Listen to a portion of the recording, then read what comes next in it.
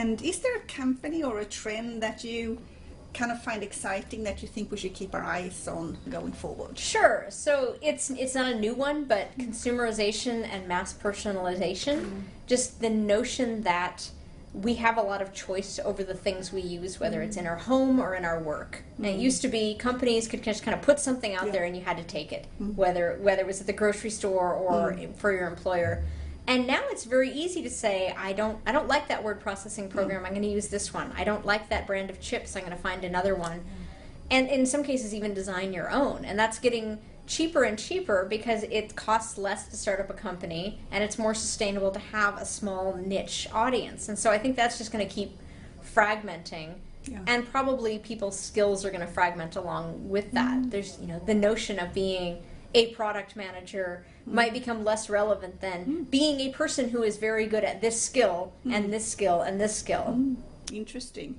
And you are yourself a really interesting leader and an inspiring leader. And can you mention any other inspiring leaders that you think is interesting for us to have our eyes on? Sure. So Sarah Milstein, she's the CEO of Lean Startup Production. She puts on the conferences for Eric Ries, and she has written a lot about getting diversity into conferences. And so they've been very thoughtful about having 50% of their speaker lineup be women and minorities, and they've done that through the way they've outreached, the way they've asked for speakers, the kinds of language they use, and the kinds of resources they offer. So speaker coaching, for example, most people by default are terrible speakers, but a little coaching can make them tremendously good. So someone who might have been intimidated to apply then feels able to do so.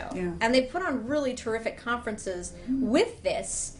And yet many other conference organizers will say, well, we just can't get that many speakers. Well, clearly it's possible. And I think a lot of the things Sarah's written about, I've been trying to use in building a better culture within Yammer and doing our hiring.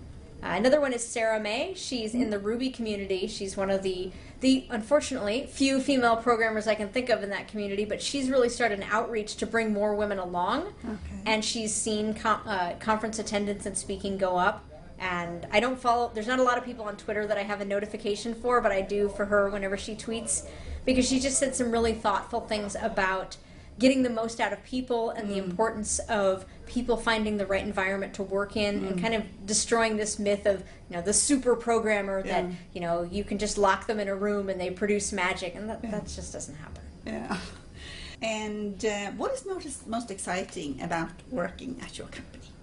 So I've often said that I work for Microsoft through no fault of my own, because prior to that I was for over a decade in startups, and even working with enterprise customers I was still always in the smaller environment.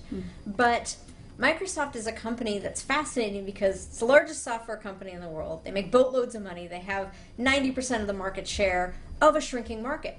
And their day-to-day relevance of Microsoft products to many individuals is shrinking. And so despite this mass beachhead, they have to fight to actually regain relevance and regain a lot of the things that other nimbler players have. And I've seen a lot of evidence that is actually happening. There have been changes in how we define people's jobs. There's been a lot of investment in analytics and research.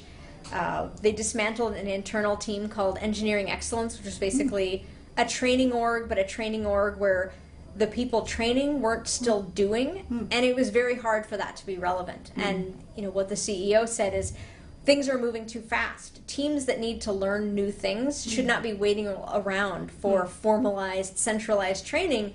They need to be going out and going to webinars and reading blog posts and trying stuff on their own. And so I think the fact that a long-standing big organization was just kind of demolished, which a lot of people took as bad, I actually took as incredibly hopeful.